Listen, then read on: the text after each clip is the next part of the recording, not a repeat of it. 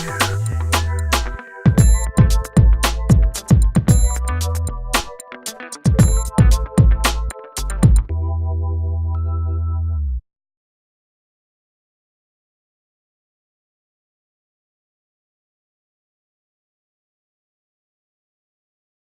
yeah, so we're headed back to the hotel. I think right now we're gonna take the boat, and we're currently the hoop-de-doo is actually at Fort Wilderness, and I'll show you guys some of that. Pioneer Hall.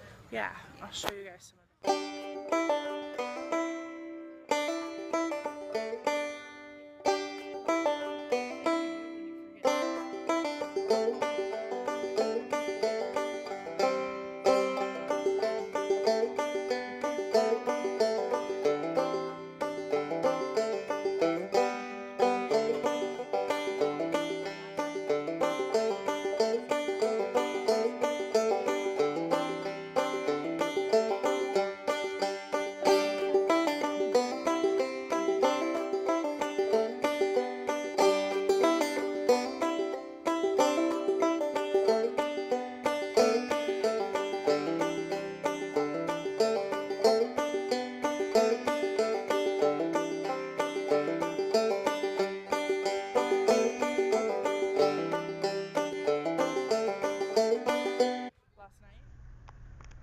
Hi guys, so we kind of sucked at vlogging today.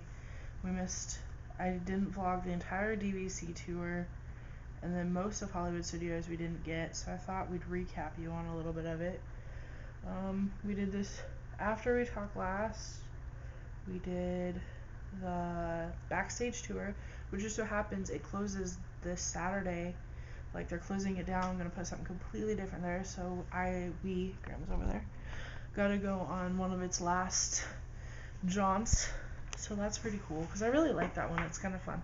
You get to see just how they make videos and stuff. It's kind of cheesy, I think, but it was really cool at the same time. It was cheesy, but I think it's definitely one of those must-do Disney things. Well, not anymore since it's gonna be gone on Saturday, but it was one of those must-do Disney things. It was cool. It was. Yeah, and then what did we do after that? Oh, we went over to, it's like a museum called One Man's Dream.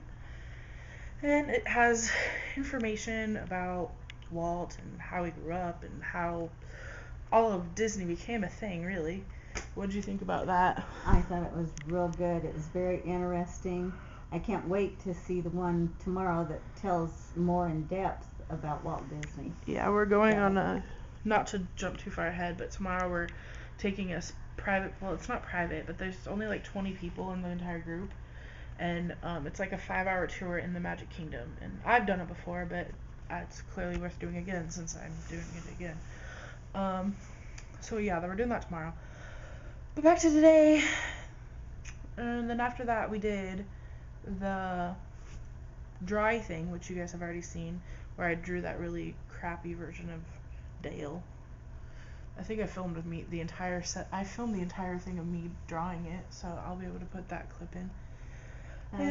Oh yeah, of me drawing it. Fun. Yeah, it is fun. I enjoyed it. They pick a new person or a new character every time, pretty much, to teach you how to draw, and you get a piece of paper and you get to take it home with you. So it's a free souvenir. Except mine looks really shitty. I thought. Grandma said it looked a lot better than mine. I thought it looked good and a heck of a lot better than mine. I don't know. I'm really critical of myself. Show it. Oh, I will. I already filmed myself drawing it. They saw me draw it.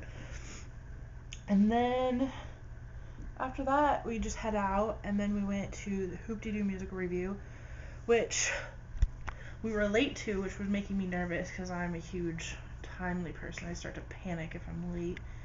But it didn't end up being any problem at all, which luckily worked out. And so then I have a couple clips from my phone because I actually forgot the vlogging camera at the hotel, so I'll put those in so you can see. There's one really cool one where they're just about to exit, where a few of them actually saw the camera and kind of did something for it. And then we came back to the hotel and took a shower, got just ready because we got back here earlier than we have the last couple nights, I think. Yeah. So we're just kind of relaxing because tomorrow's going to be a pretty full day. We'll be done early, but it's starting early.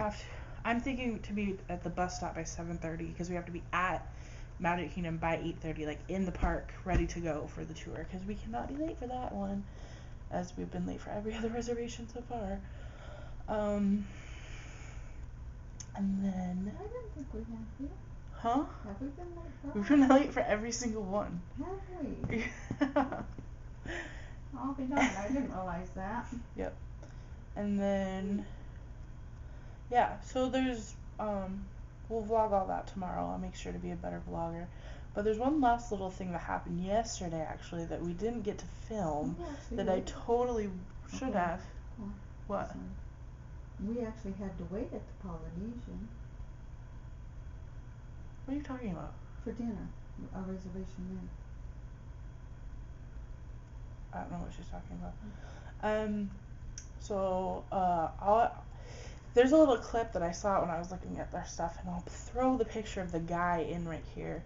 But, so this guy that you're looking at right now, he was sitting behind us, as you can tell from the clip.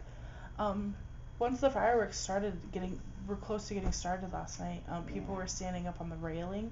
Well, not literally on the railing, but in front of the railing to get a better view of the fireworks, which kind of sucked for Graham and I since we had like prime seating essentially, and then all these people wanted to block it. But anyway, so I'm sitting there and I'm sitting next to what would be like the fence or whatever it's called. I'm sitting next to it, and the guy behind us is standing next to the railing with his wife, and they're just standing there waiting for the fireworks to start. And this lady comes and stands to the right of him, just him and her and her son, and they're there, and I can hear her kind of bickering at this guy, and I didn't really understand what was going on. But as I started listening more, she wanted them to move down, what she said, 2 feet, so that she could fit the rest of her family in with her, which she had at least 10 to 15 people with her, so I'm not really sure how 2 feet and 10 to 15 people work out, but some people in their math, I swear. And so, well, when they were at the end of the rail, where they were a little bit further away, so they were at the end of the rail, and they wanted to get up closer, so they wanted to push that guy and his wife basically down to where they were, and push him out of the way. Just plain rude. And push them in front of us, in front of our view. Just rude. It was really rude. And so, and she kept, since her family was on the other side of this guy, she was being really loud and obnoxious, trying to kind of piss him off, I guess, and just be annoying. And so, and she was being loud, and it was right in my face, and it was annoying me, and so it had to be annoying him. But it was literally, what, a minute before the fireworks were about to start? About that. And she starts going at it again with him. It was like, I can't remember what she said exactly, but some effect of, fine, I'll do it myself, or I can't remember what she said right before she went over there. Well, but one thing was just asking something about 2 feet's not going to hurt you. Okay, and then was that earlier though? Well, she kept saying the 2 feet thing, yeah. But then right before she went over to the left of him, she said something about, I'll do it myself, or something along those lines. So, okay, I'll let you tell her what she ended up doing. Body slamming him. She kept pushing her body into him, trying to get him to move. And it wasn't like a subtle, like, try to slip your way in there. She literally, like, was shoving, like, using her elbow and, like, her entire side to, like, push him over to get the spot. I was shocked that it was happening. I was, like, looking around at all the people, like, is this really happening right now? And, so I didn't really see how it ended. Did her family on the other side of her move over so she could stand there? Because she eventually got room to stand. On the left side of that man, she went over to the other side of that man with the rest of her family.